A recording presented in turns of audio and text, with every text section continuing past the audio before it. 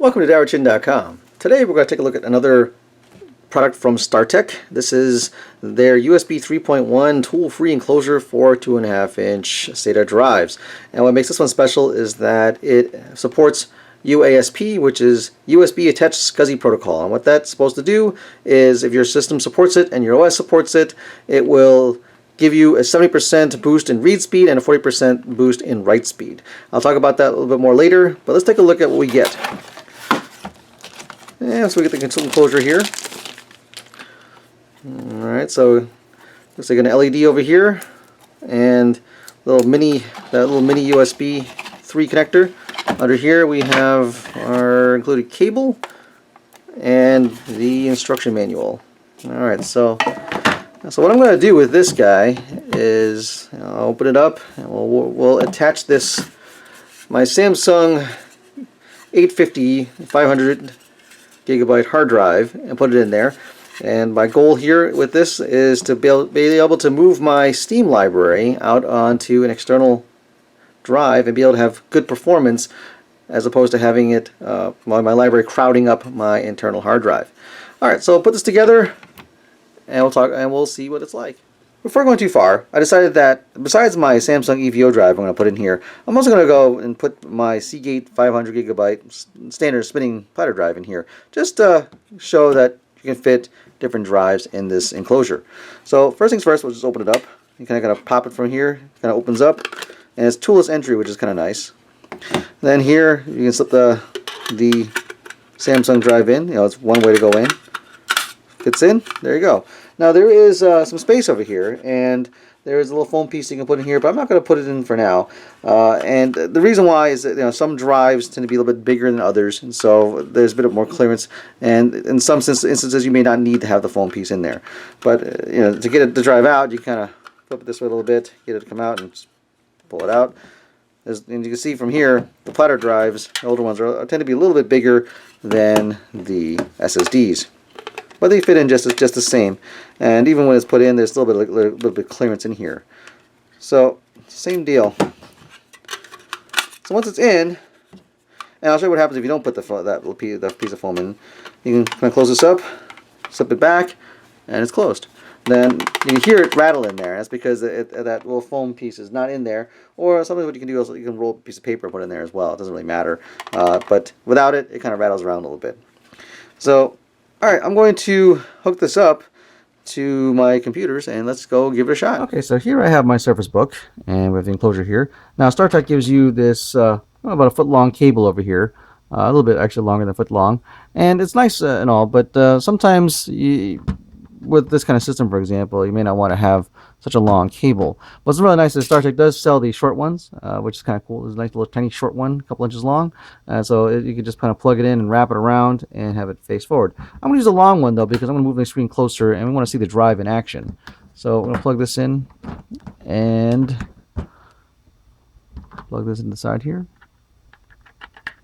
Alright, as you can see, it mounts very quick. And the nice LED in front here to kind of show drive activity. I'm going to dim the lights over here so that it doesn't block the view of the screen. I'll move my keyboard and my Surface Book a little closer to the screen while the drive is still visible. So what I did over here prior to this, I formatted the drive already. I won't go into how to format it, but basically I used the disk manager, and here I formatted it. On the Mac, I would use disk utility to format it, and I have my Steam library. So I copied a bunch of Steam games off of there, as well as a couple of GOG games, so good old games. And I'm going to run Steam here, and let's go to the library view. And I won't go into details for how to add games to a secondary library to Steam, but that's what I did. So I have a bunch of games that are offloaded on here. So I have like Borderlands 2. I have other games like Call of Duty in particular off on here, because Call of Duty is gigantic. If you look at my system only has a 256 gigabyte SSD on here. It's pretty full as it is already. I have only 62 gigabytes free, which is still a lot of space. But if you've not tried Call of Duty Black Ops 3, it is 65 gigabytes. It is a monstrous download. So having it on an external drive like this is really, really handy. So I have other games like Enslaved, as well as Far Cry 3 and Lost Planet. They're all on here, which is nice. And so I can load it even more because it's a 500 gigabyte SSD, which is going to be really nice. I'm going to run this real quick. It's a kind of a big game, just kind of show how it runs from here. It's it's not a very fast loading game anyway, but I just want to show it kind of running real quick, so at least you'll see kind of how the drive behaves and what it does when it's busy, as well as being able to run a game on here. So like if you run this game, it takes a while to start up, and you cannot skip this intro. So you have to watch this, whether you like to or not. I do have a video if you're curious about how well Call of Duty Black Ops 3 runs on a Surface Book. I have a video separately that I show playing it on here, just to give you a feel for if the Surface Book can even run something like this. And it's going to connect online. Yeah. Come on. Alright, yes. Alright, so we'll just go into campaign real quick and load the last thing I was at. I didn't get very far at all. So since I did the video for me playing it, because I haven't had time to play it.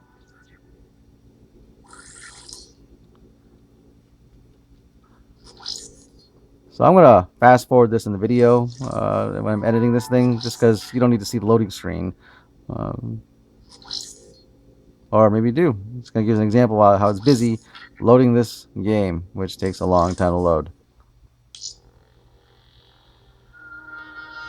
There you go. So I'm in the game now, and you can see that the game runs just fine. You know, it all runs from an external hard drive, which is really nice because now, once again, I can offload large games onto external drive because I don't need to run them all the time on the machine, because I do work on it as well. So let's just get out of this. I just wanted to show that how that is. I'll quit out of this, and we'll talk about just some benchmarking drive speed here. If I can get out of this thing. Okay, Alt F4 out of it. No, I can't Alt F4. Oh, yeah, I can. All right, good. I'm out of it. So let's get out of that. So what I did is for benchmarking, because a lot of folks have complained I don't benchmark enough.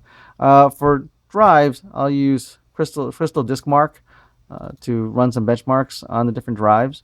And to save time, I actually ran them already, and I have some images that I saved that will show what things look like.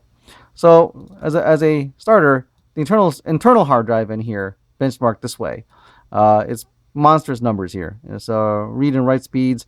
Read speeds range from 1,559 megabytes per second down to as low as 441 megabytes per second. Read speeds range as low as 147 megabytes per second up to 312. So it's pretty good.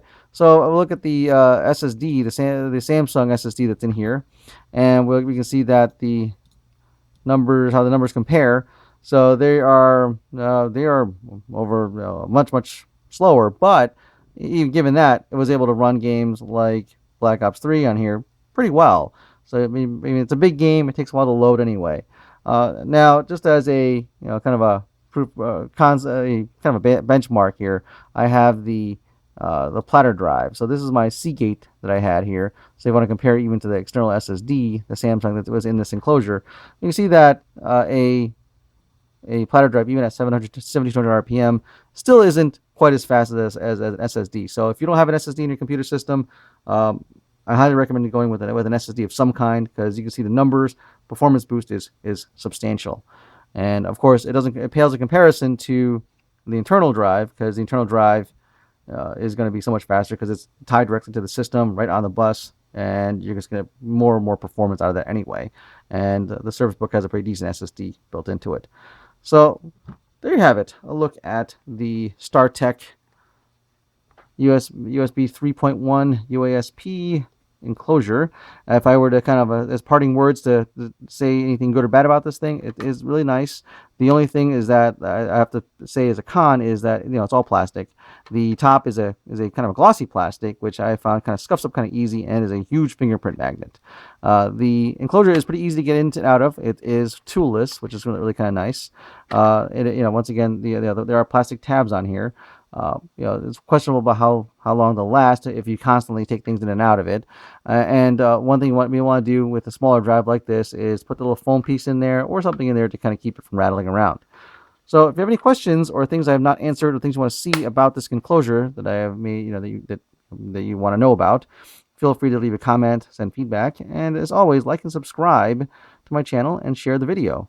Thanks for watching.